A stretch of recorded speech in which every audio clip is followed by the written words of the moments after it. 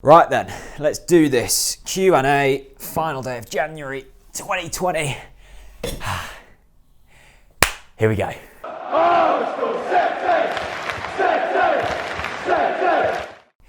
Hey everybody, Jack Reeve, TalkNorwichCity here, back for a brand new video. I hope you guys are all doing very well indeed. January is nearly past. It feels like it's gone on forever, doesn't it? I'm not sure if that's a good thing or not. Slowing time down is a good thing, I guess, because we get to enjoy more, but it does feel like it's been here for a while. And I haven't been on this channel for a while. It's been a good couple of weeks. I've been in Australia, in Perth, visiting family with Jen and my mum. We had the best time. That is my tip for the video. If you can, if finances allow and work allows or whatever, try and get some sun in January. It makes you feel so much better. Getting away from them short days for a little while is really beneficial in my opinion. So if you can do that, let's do it. I'm back for a little Q&A today. I thought what better way to kind of get back in the swing of things with a little Q&A. Let's talk a bit about Norwich, let's talk a bit about life, let's see where we're at with things and we'll go from there. So I went to Instagram and I asked for your questions. I got an absolute ton. I picked some of them because there are a lot of repeats. So I'm going to try and get through all of them and we'll see where it takes us. So let's get straight into it. By the way, thanks to Jez from Bez for this lovely Christmas present. It's a little Eddie Hearn. Oh, go on then, mug. With some mint tea. Lovely. Okay, so the first question comes in from Thomas Snelling. And Thomas asks, if relegated, can we keep hold of Todd, Emi, Max Aarons, Ben Godfrey and Teemu Pukki / who must we keep at all costs? Well, I think you know as well as me, Thomas, we're not going to be able to keep hold of all of them if we go down to the Championship, barring an absolute miracle. So I think we will be able to keep hold of Teemu Pukki. I'm recording this and hopefully releasing it on deadline day. There's been rumours of Teemu Pukki being linked with Manchester United. I see that as absolute nonsense. I might be looking like an absolute mug if he does go after filming this, but I can't see him leaving this transfer window, certainly not. Possibly in the summer, but I feel like Teemu is committed to the cause. He's only getting older. Yes, he's an absolutely fantastic striker. I don't think he's like a top 6, top 10 striker in the Premier League, despite his goals. I can't see him fitting in to many of them clubs. And I just think he really loves it at Norwich City. So I'm confident that we could keep hold of Teemu Pukki. He knows he can work in the Championship and he knows he's going to get game time, two things that I think he really values. I also think we can keep hold of Todd Cantwell. Now this is a slightly different case because Todd's a lot younger and he has high aspirations. He believes in himself. Out of all of our young players, I think he's taken to the Premier League the best, which is surprising because arguably he was the one who struggled the most in the Championship, being compared to Ben and Todd and Jamal. Max and Jamal. But I think he's been absolutely brilliant. The only reason why I think Todd will stay is I think he will be guaranteed game time in the Championship, maybe unlike the last time we were in the Championship. And I think he really values that. I think give it another season and he might then be able to play again in the Premier League if we go down. And I just think he loves Norwich City. He's a Dereham boy. He's a Norfolk boy. I don't think there's any point in him rushing into a big move. I think Farke really values him. I think he can get the best out of him. If I was Todd, which I'm not, and I'm not as good at football as Todd, I would stay at Norwich City as long as the promises are there for him, which I think they probably will be. So I think we can keep hold of Todd. Ben Godfrey, I can't see us keeping him. I think he has an agent which is pushing him onto bigger and better things, which isn't necessarily a bad thing. And I think Ben is probably at another step above some of our other players, and I think he probably could get into a top 10 side. Emi Buendia, there's absolutely no chance we will keep hold of him if we are to go down. I think he will break our transfer record in terms of selling. It's currently held by James Maddison at around the £22 million mark off the top of my head. I tweeted out earlier actually and I said what do we think the valuation of Emi Buendia is, and the majority of people were saying like 50, 60, 70 million pounds. And that seems bonkers, but if you look at the current transfer market, it is incredibly inflated to a point of craziness, basically. I don't think he's double the worth of James Maddison. I think he's probably on a level with James Maddison in terms of his ability, but there's different things. We sold James Maddison at a time when we desperately needed money, in a sense of if we weren't to sell him, the club would be in genuine issues. It's 2 years further down the line. He's proven himself in the Premier League. He's created, I think, the most amount of chances outside of the top 6 clubs. He has that pedigree already. He's being seen by the biggest managers and the biggest clubs week in, week out. I think we could get probably 40 plus million pounds for Emi Buendia. I'd be looking nearer towards 50 million pounds, which sounds ridiculous, but in this current market, I think that's probably about his value. And the last one is Max Aarons. Yes, I think we can keep hold of Max Aarons. I think he's had a decent season. I don't think his season has been as good as he would have hoped and some fans would have hoped. I think he's been solid, but I think he could have maybe held down his position slightly better. I think we can keep hold of Max Aarons. That was a very elongated answer. Sorry for waffling, but they are my thoughts on them players in terms of who we can keep hold of if we were to go down. Next question is from Nicholas Rowland, not linked to football at all, or Norwich City. He simply said, what am I watching on TV at the moment? Well, I'm slightly late to the party, very late to the party, but me and Jen have been watching Line of Duty. We started it on Netflix from series 1. I think we're now on series 4. Thankfully, it was on the plane to and from Australia, so we binge watched it on there. Loving Line of Duty. Please no spoilers in the comment section. If you haven't already watched it and you like that kind of crime drama, Line of Duty, that is the thing to watch. But I'm sure you've all watched it when it was actually released like years ago. Lewis Spurdin asks, what games am I going to this season? Well, as I'm sure most of you know now, I'm currently living in Surrey and working in London, and I'm also working quite a few weekends due to my job, which isn't a bad thing. I absolutely love my job, but it does mean I'm struggling to get to games. I've still got my home season ticket and I'm looking to keep that beyond this season. I've made pretty much every home game this season, which is really good, and thanks to my boss for letting me have them Saturdays off when we have home games. He's been absolutely brilliant with that. So I've been to all of the home games, bar a few when I was on holiday. Bournemouth, I think, was the only one I've missed this season. I've only been to 2 away games, I think, this season. Crystal Palace. I've been to others, I can't think. Brighton, I was at Brighton. I haven't seen us score away from home, I don't think, this season. I can't see me getting to many away games from now to the end of the season, and I should hopefully be at the rest of the home games. So I'm kind of a bit lopsided at the moment. Not many aways, pretty much all of the homes. A quick interjection to give a little shout out to Man v Fat Football. Man v Fat are a group of football leagues up and down the country. The reason it's really exciting is they've just opened one in Norwich at Thorpe St Andrew. Now, Man v Fat is basically like your standard 5, 6, 7-a-side football division. The seasons last 14 weeks. You can join on your own and you can be put into a team, but also you get benefits in the league for losing weight. Now, you play the football as normal, but you also then get benefits for losing weight, as I said, which can boost you up the table. If you're looking to, get some pounds off the waistline after Christmas, or just looking to live a more healthy lifestyle, Man v Fat is a great way to implement healthy living and also football, which is really good. And it's on your doorstep in Thorpe St Andrew. For more information on Man v Fat Football, the link will be in the description below. Head over there. You can sign up for there, or also, if you want to, you can ask a question. All their contact details are on their website. It's a really great initiative, and I'll certainly be paying a visit when I'm next back in Norwich. Thanks, Man v Fat. On with the video. The next question comes in from Brandon, and he asks, what do I think of Melvin City coming in next season? So yes, we've signed Melvin City, which sounds like kind of an American football club.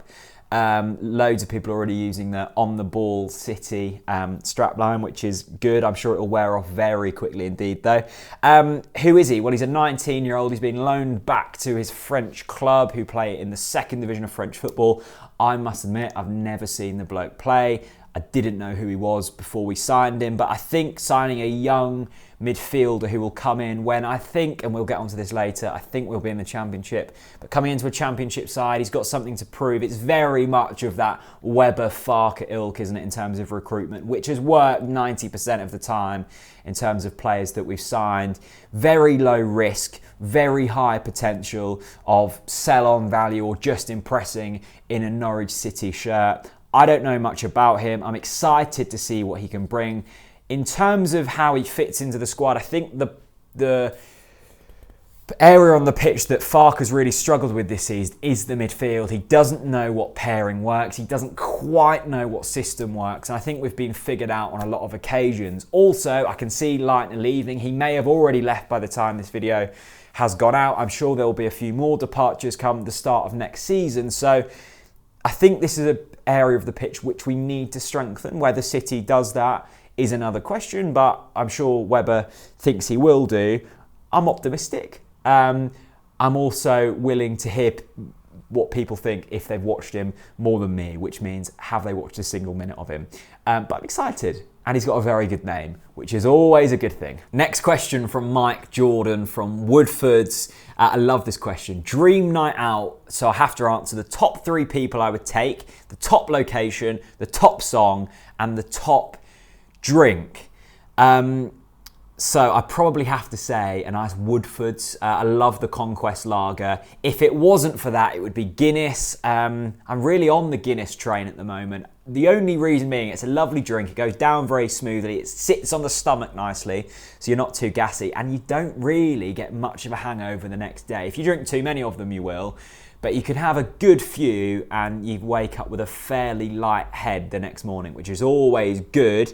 The location, slightly controversial maybe. I'm going for Galston. Now, if you haven't done a pub crawl in Galston, first of all, what are you doing? The most underrated pub crawl in the whole of Norfolk, I think. Loads and loads of pubs, very compacted together. You've got your classics, your real old school pubs, the ones where you walk in and everyone kind of turns around. They're like, who are these? We haven't seen fresh-faced people in here for quite some time. I kind of love that. And you've also got like your spoons if you're looking for a really cheap pint. So that's my location. My 3 people, I'm going for Stuart Webber because I love Stuart. I find him fascinating and I think he likes a drink. Actually, does he drink? I don't think he drinks at all, does he? But he loves Yorkshire tea. So we can have Yorkshire tea on the night out.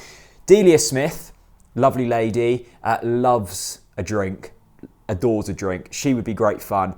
And Kenny McLean, because the mayor always delivers on a night out. We know that better than anyone. And in terms of a song, goodness, I don't know.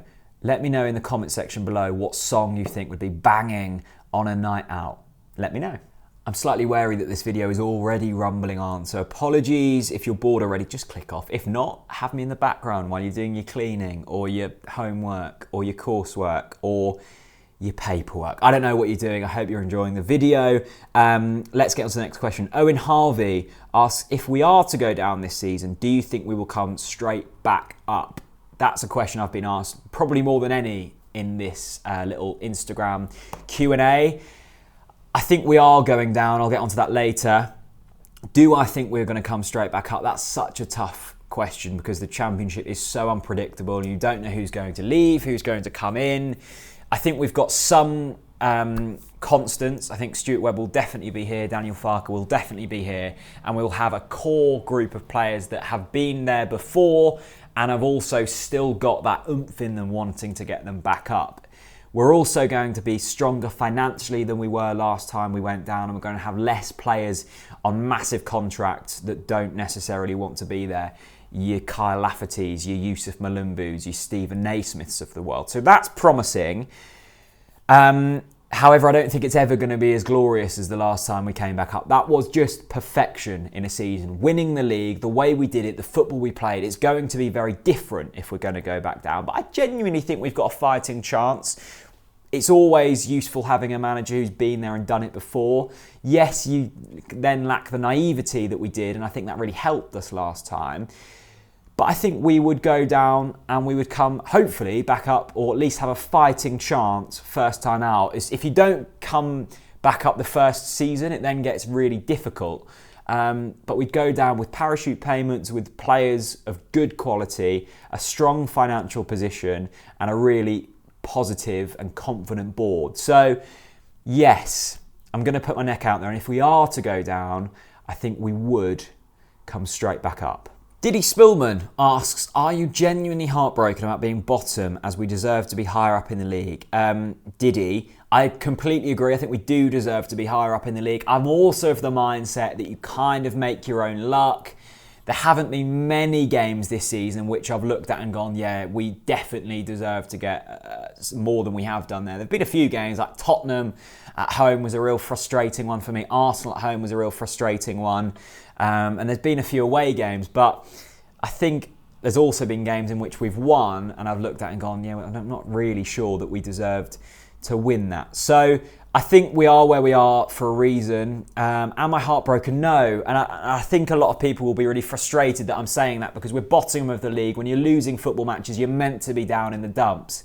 But I'll tell you why I'm not. And I'll tell you why I've actually strangely enjoyed this season. I love this group of players. Adore the group of players, in fact. The season we had last season will probably never be beaten, in my opinion, in terms of a championship promotion season. And I'm really glad that they've all been given a chance. I wouldn't change the way we went about things in the summer, which may surprise a few people. I think we went about things in the right manner. I've really enjoyed just going to the football. I think my circumstances have changed slightly. I don't live in Norfolk anymore, which means when I get to go to Carrow Road, it means I've had to drive like a 6-hour round trip. So it's a real big thing and I really appreciate it now. I love seeing my friends at the football, so I really love that. Another reason why I have really loved this season.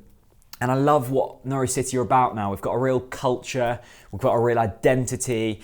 I love following what's going on. I think we've got great people at the top and the bottom of the football club.